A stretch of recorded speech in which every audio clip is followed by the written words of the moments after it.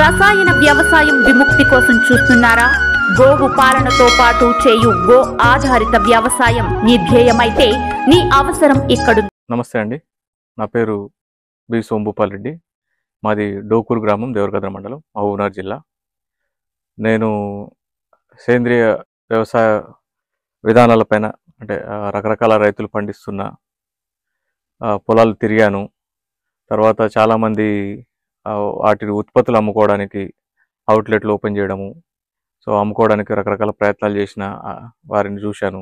వాళ్ళ organic stores అని, natural గానుగా units అని, ఇట్లా సిటీలో ఎక్కువగా అమ్ముకునే వాళ్ళు, గ్రామాలలో వివిధ జిల్లాల నుంచి సేంద్రియ రైతులు, వీళ్ళందరినీ క్షేత్రాలు తిరిగిన తర్వాత, వీళ్ళందరినీ చూసిన తర్వాత, సో నాకు అంటే నేను ఎక్కడ పనిచేయాలనే ఆలోచన లోపల నేను వ్యవసాయం చేయడానికి అంత అనుకున్న పరిస్థితి లేదు.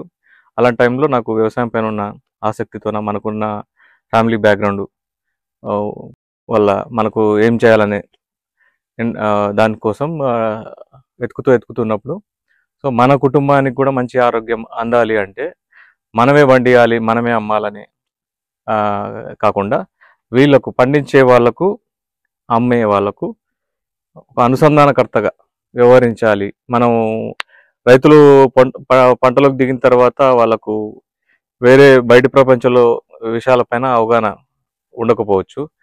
అమ్మే వాళ్ళకి ఏంటంటే రైతుల్ని, రకరకాల గ్రామాలలో ఉన్న రైతుల్ని, సేంద్రియ ఉత్పత్తుల పండించే రైతుల్ని తెలుసుకోవడము, వెతుక్కోవడము ఒక కష్టమైన పని. సో ఈవెన్ వాట్సాప్ గ్రూపులు ఉన్నప్పటికీ కూడా వ్యాపారంలోకి దిగిన తర్వాత అనేక పనుల వల్ల వీళ్ళు ఫాలోఅప్ చేసి ఆ టైంకు, ఆ బిజినెస్కు కావాల్సిన వనరులను సేకరించడంలో ఇబ్బందులు పడడం గమనించాను అన్నట్టు. సో దానికోసం నేను అంటే పంట వంట టెక్నాలజీ అని ఒకటి కంపెనీగా రిజిస్టర్ చేసి దాన్ని ఫస్ట్ హైదరాబాద్లోనే ఆఫీస్ లాగా ప్లాన్ చేశాను. బట్ అక్కడ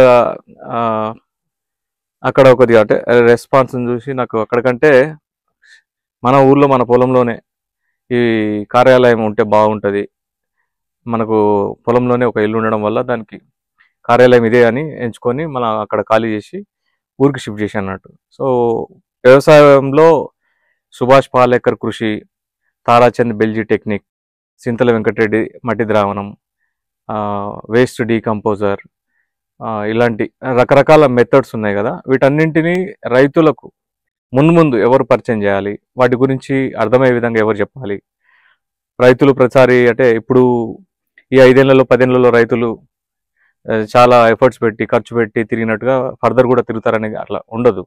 సో వాళ్ళ రూట్, వాళ్ళు ఎక్కడున్నారో అక్కడికి వెళ్ళి మనం వాళ్ళకు దగ్గరలోనే ఇవన్నీ వ్యవస్థలను పరిచయం చేసి, అవసరమైతే వాళ్ళకు వాటిని తయారు చేసి వాళ్ళకు ఒక నామినల్ ప్రైస్లో సేంద్రియ, ఇప్పుడు మనకు ఏంటంటే ఫెర్టిలైజర్ షాపులు ఉంటాయి, ఆ విధంగా రైతులకు, సేంద్రియ రైతులు వాళ్ళకు అవగాహన కల్పించడమే కాకుండా వనరులను కూడా దగ్గరనే అక్కడే మన ఈ పొలంలోనే పెడితే మన ఊరు చుట్టుపక్కల ఉండే రైతులు ఈ సేంద్రియ వనరులను ఇక్కడే టక్కున కొనుక్కొని పోయి సేంద్రియ వ్యవసాయ రైతులుగా మారడానికి అనుకూలతను పెంచేదానికి అదొకటి. ఆర్గానిక్ స్టోర్స్ పెట్టుకునే వాళ్ళు కూడా ఇక్కడికి వచ్చినప్పుడు మనం ఏం చేస్తామంటే, నేను ఆల్రెడీ సిటీలో చూసి వచ్చాను కాబట్టి నేను వాళ్ళకి ఇక్కడికి వచ్చినప్పుడు కూడా ఆర్గానిక్ స్టోర్ పెట్టుకునే వాళ్ళకు రూట్ మ్యాప్ ఇవ్వగలుగుతాను. అంటే వాళ్ళు ఓన్లీ ఒక 4 రైతుల ఉత్పత్తులు అమ్మడం వల్ల వాళ్ళ రెంట్లు కానీ, శాలరీస్ కానీ తీయలేరు. వాళ్ళకు మిగతా అనేక హెల్త్ ప్రొడక్ట్స్ మార్కెట్లో, మిల్లెట్స్ ప్రొడక్ట్స్ కానీ, బిస్కెట్స్ కానీ, పికిల్స్ కానీ, స్నాక్స్ కానీ, ఇంకా రకరకాల హెల్త్ రిలేటెడ్ వంట పాత్రలు కానీ, నూనెలు, తేనె, నెయ్యి, ఇట్లా రకరకాల వనరులు వాళ్ళు షాప్ పెట్టిన వెంబడే దొరకవు. సో వాళ్ళకు ఒక 6 నెలలు టైంలో బిజినెస్ చాలా లాస్లోకి వెళ్ళిపోతుంది. సో వీటన్నింటినీ ముందుగా ఎవరైతే మార్కెట్లోకి వచ్చారో, ఎవరు లాస్ అయ్యారో వాళ్ళు దాన్ని ఒక బిజినెస్ మోడల్గా మార్చుకొని వాళ్ళ అనుభవాన్ని వీళ్ళకి ఇచ్చి కొంత సర్వీస్ లాగా చేయాలని చెప్పేసి దానికోసం ఆ ఆలోచనతోనే నేను పంట వంట టెక్నాలజీస్ అనేది రిజిస్టర్ చేశాను. సో పంటవంట.com అని వెబ్సైట్ డొమైన్ ఉంది, బట్ పంటవంట.in మన డొమైన్ యాక్టివ్గా ఉంది. మీరు వెబ్సైట్లోకి వెళ్ళాలనుకుంటే పంటవంట.in లాగిన్ అవ్వండి. ఇది కార్యాలయం, అంటే ఇది పొలంలోనే ఒక ఇల్లు, ఇంటి దగ్గరే ఇది మన కార్యాలయం. ఇక్కడ ఏంటంటే రైతులు రావడం మొదలు పెడితే ఇక్కడ మనం ఏంటంటే సేంద్రియ వ్యవసాయ విధానాలను ట్రైనింగ్ అని, లేకపోతే ఒకరోజు శిక్షణ కార్యక్రమాలు అని చెప్పేసి ఎన్ని రకాల మెథడ్లు వివిధ రైతులు నేర్చుకొని పాటిస్తున్నారు, అన్నిటిని పరిచయం చేస్తాం.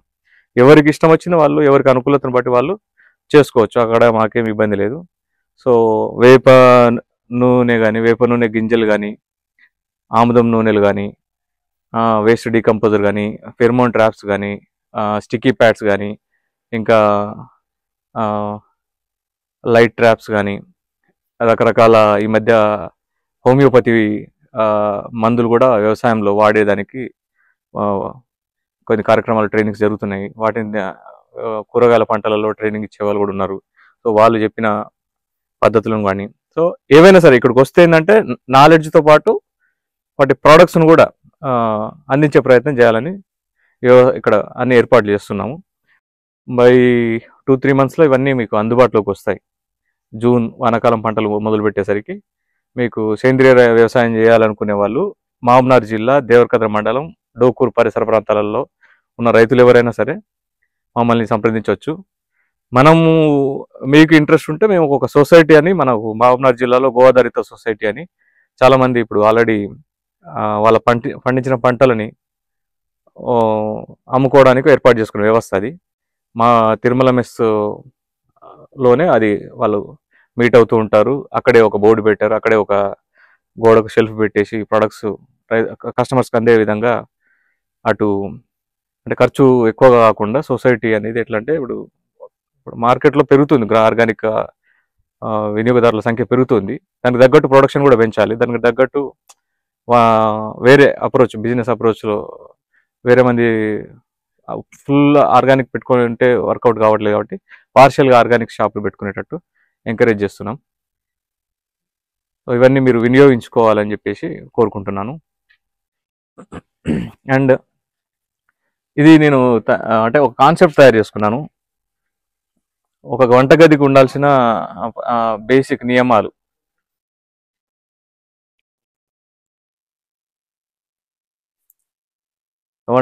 వంటగదిలో వంట పాత్రలు కానీ, తాగే నీళ్ళ విషయంలో మన ఆరోగ్యానికి తాగే నీళ్ళు ఎంత మేలు చేస్తాయనే విషయంలో కానీ, ఈ non stick plastic and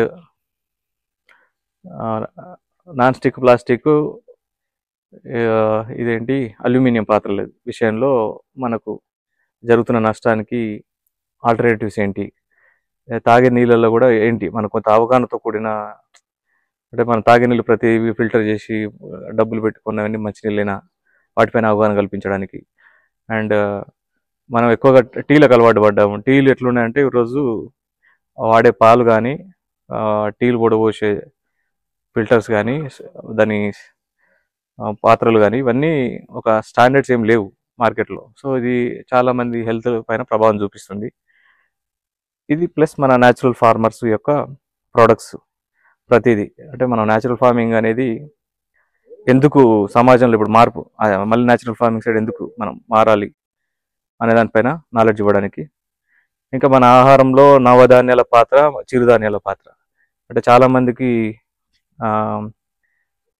white rice chicken, white rice mutton, ఇట్లా బిర్యానీలో అలవాటు పడ్డాము కాబట్టి సో వీటిని నవధాన్యాలు వాడే మోతాదు తగ్గింది, చిరుధాన్యాలు వాడడం మానేసినట్టుంది ఆల్మోస్ట్. సో వీటిని నెల రోజులలో వీటి మోతాదు కొంత పెంచాలి, చిరుధాన్యాల యొక్క మోతాదు కొంత పెంచాలి. సో ఈ విధంగా అవగాహన కల్పించడానికి కోసమే చిన్న బోర్డు తయారు చేశాను. ఇక్కడికి వచ్చిన వాళ్ళకి ఏంటంటే అర్థం కావడానికి. అండ్ మనము మన వాడుకలో, అంటే మన కల్చర్ అంటాం కదా, కల్చర్ అంటే ఏంటి, మనం చేసుకునే బర్త్డే ఫంక్షన్స్ కానీ, మనం చేసుకునే శారీ ఫంక్షన్స్ కానీ, ఇక్కడ క్రాడిల్ సెరిమోనీ కానీ, ఇక్కడ మ్యారేజ్ ఫంక్షన్స్ కానీ, వీటన్నిట్లలో వంటలు చేస్తున్నాము, తింటున్నాము. మీరు గుర్తు చేసుకోండి, మన పెళ్ళిళ్ళలో మనం వాడే ఇప్పుడు తినే భోజనాల దగ్గర గమనించండి, ప్లాస్టిక్ ప్లేట్లు ఎంత వాడుతున్నాం, ప్లాస్టిక్ గ్లాసులు ఎట్లా వాడుతున్నాం, ప్లాస్టిక్ ఏమంటారు ఏ వంటలు వాడుతున్నాం, దానివల్ల ఆరోగ్యకరమైన ఆహారం వడ్డిస్తున్నామా, ఏదో పడితే అది పెట్టేసి మన ఫంక్షన్స్ అయిపోగొడుతున్నామా. వెనకటికి మనం ఎట్లా తిన్నాము, ఒక వేడుక అంటే ఏంది, వేడుకలో ఏది పడితే అది వెళ్తున్నాం, అది సాంప్రదాయం విరుద్ధమా, సాంప్రదాయానికి అనుకూలమా, రేపు దానివల్ల సమాజంలో ఎలాంటి సూచన నెక్స్ట్ జనరేషన్కు వెళ్తుంది. ఈవెన్ బయట వేరే దేశస్తుడు వచ్చినా కూడా మనము మన కల్చర్ గురించి ఎంత గొప్పగా చెప్పినప్పుడు మన వేడుకలు చూసి, మన వంటలను చూసి, మన ఫుడ్ని చూసి వాళ్ళు అర్థం చేసుకునేది మారకూడదు. సో మనం మంచి లీఫీ ప్లేట్లో పెట్టేసి మంచి సేంద్రియంగా పండించిన కూరగాయలు, బియ్యాన్ని రైతుల నుంచి సేకరించి ఒక చిన్న ఫంక్షన్లో 100 మంది నుంచి 1000 మంది వరకు ఏదైనా ఫంక్షన్లు చేస్తే వాళ్ళకున్న ఇబ్బంది ఏంటంటే అలా చేయాలనుకునే వాళ్ళకి ఏంటంటే వనరులు ఎక్కడ దొరుకుతాయి అనేది చెప్పేవాళ్ళు లేరు. ఆ వనరులను సర్వీస్ చేసే వంట మాస్టర్లను కానీ వీళ్ళందరినీ మేము వెతికి వీళ్ళు వాళ్ళ లిస్టు డేటా మా దగ్గర పెట్టుకొని ఇంట్రెస్ట్ ఉన్న వాళ్ళకు సర్వీస్ చేయాలనే ఉద్దేశంతో ఈ ఫ్లెక్సీ తయారు చేయించాను అన్నట్టు. సో మాకేంటంటే ఇట్లా రైతుల యొక్క ప్రొడ్యూస్ అమ్మడానికి ఇది ఒక కల్చరల్గా మనం వాడే ఈవెంట్స్ బాగా పనికొస్తాయి అన్నట్టు. ఇప్పుడు దేవాలయాల్లో ప్రసాదాలు పెట్టిన, చిన్న బర్త్డే ఫంక్షన్స్ చేసుకున్న, వీటన్నింటిలో సేంద్రియ ఉత్పత్తులతో కూడిన వంటలు మీకు చేయాలని ఆసక్తి ఉంటుంది. బట్ వాళ్ళు ఎవరు ఏడ దొరుకుతాయి, ఇవి సర్వీస్ చేసే వాళ్ళు లేనంత వరకు అది కూడా మీరు చేయలేరు. కస్టమర్స్గా నేనైనా చేయలేను, మీరైనా చేయలేరు. కాబట్టి వాటికి ఒకరు వేదిక ఇవ్వాలి. కాబట్టి వంట దానికోసం పనిచేస్తుంది. మరిన్ని వీడియోస్ కోసం గౌ స్వగ్రామ్ యూట్యూబ్ ఛానల్ని సబ్స్క్రైబ్, లైక్ అండ్ షేర్ చేసి అన్ని నోటిఫికేషన్స్ కోసం పక్కనున్న బెల్ ఐకాన్ను క్లిక్ చేయండి.